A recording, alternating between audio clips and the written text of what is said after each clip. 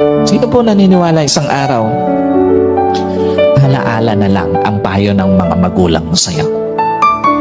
At sino po naniniwala isang araw, yung nanay na kasama mo ngayon, maaaring katabi mo ngayon, yung tatay na kasama mo ngayon, isang araw, aalalahanin mo na lang din.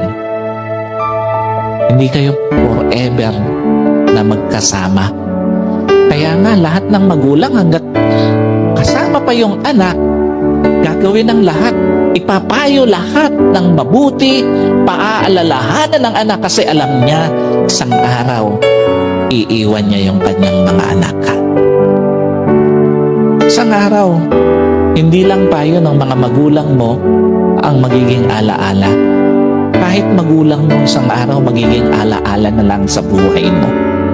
Kaya nga napakapalad mo kung may magulang ka pa ngayon na kasama, may magulang ka pa ngayon na nagpapayo sa'yo, may magulang ka pa na nagpapaalala sa'yo. Kasi one day, wala na yan sa tabi mo. Yung mga payo niya, alaala na lang din sa buhay mo.